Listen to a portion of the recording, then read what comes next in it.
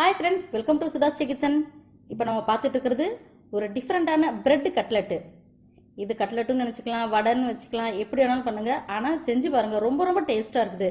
இது எப்படி செய்யறதுன்னு வீடியோக்குள்ள போய் பார்க்கலாமா? பிரெட் கட்லெட் செய்யறதுக்கு முதல்ல ஒரு 4 ஸ்லைஸ் பிரெட், உருளைக்கிழங்கு ஒரு 2 உருளைக்கிழங்கு வேக வச்சு வச்சிருக்கேன். குடமிளகாய் ஒரு 1/2 கப்பு, வெங்காயம் ஒரு 1/2 கப்பு, மல்லித்தழை, உப்பு. இதில் கான் மாவு, மிளகாய் பொடி, மஞ்சப்பொடி, கரம் மசாலா, மிளகுத்தூள், அமச்சூர் பொடி, இஞ்சி பூண்டு பேஸ்ட்டு, சாட் மசாலா, இது எல்லாம் போட போகிறோம். ரொம்ப சீக்கிரமாக ஈஸியாக செய்யக்கூடியது.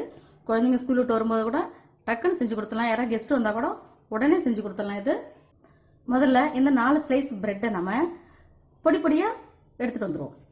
இந்த மாதிரி கையால் இப்படி உதிர்த்து விட்டுக்கிட்டேன். அடுத்தது வேக வச்ச உருளைக்கிழங்கு போட போறோம்.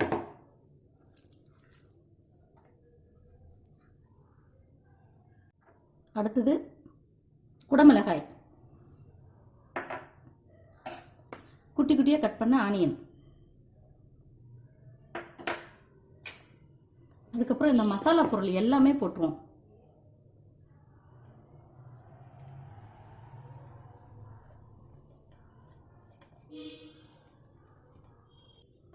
அதன் பிறகு உப்பு, மல்லித்தழை, அவ்வளோதாங்க. இப்போ அதை நல்லா நம்ம கலந்து விட்டுக்கணும். இதில் தண்ணியில் எதுவும் சேர்க்க தேவையில்லை. இந்த உருளைக்கிழங்குல இருக்கிற அந்த தண்ணியே போதுமானது. ரொம்ப தண்ணி சேர்த்தோம்னா நம்ம கட்லெட் செய்யும்போது பிரிஞ்சு வந்துடும்.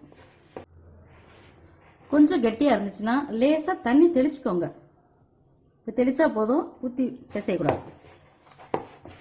நம்ம கட்லெட் தட்டுற பதத்துக்கு வந்தால் போதும். இந்த மாதிரி உருண்டை பிடிக்கிற இந்த மாதிரி வந்தால் போதும். அவ்வளோதாங்க. கட்லெட்டை நம்ம ரெடி பண்ணுவோம். கொஞ்சம் ஆயில் கையில் அப்ளை பண்ணிவிட்டு நம்ம இதை சின்ன சின்னதாக உருட்டி பிடிக்க ஆரம்பிச்சிடலாம்.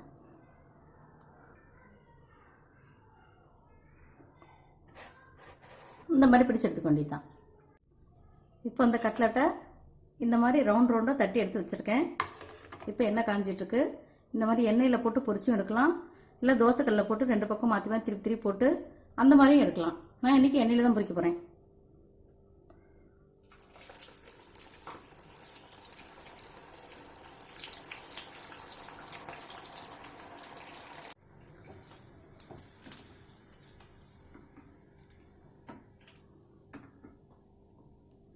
சத்தமெல்லாம் அடங்கின பிறகு இந்த மாதிரி கலராக வரும்போது நம்ம இதை எடுத்துட வேண்டியதுதான்.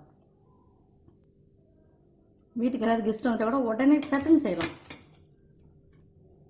இது பிரெட்டு வடைன்னு சொல்லலாம், பிரெட்டு கட்லன்னு சொல்லலாம், உங்கள் இஷ்டம். ஆனால் ரொம்ப டேஸ்டாக இருக்குது. இப்போ ஸ்டவ் ஆஃப் பண்ணிக்கலாம். ஈஸியாக நம்ம பிரெட் கட்லெட் ரெடி. உங்களுக்கு இந்த பிரெட் கட்லெட் பிடிச்சிருந்துச்சுன்னா சுதாஸ்ரீ கிச்சனுக்கு சப்ஸ்கிரைப் பண்ணுங்க, ஃப்ரெண்ட்ஸ் அண்ட் ரிலேட்டிவ்க்கு ஷேர் பண்ணுங்க, லைக் பண்ணுங்க, கமெண்ட் பண்ணுங்க. ஆரோக்கியமானதையே சமைப்போம், ஆனந்தமாக இருப்போம். தேங்க்யூ.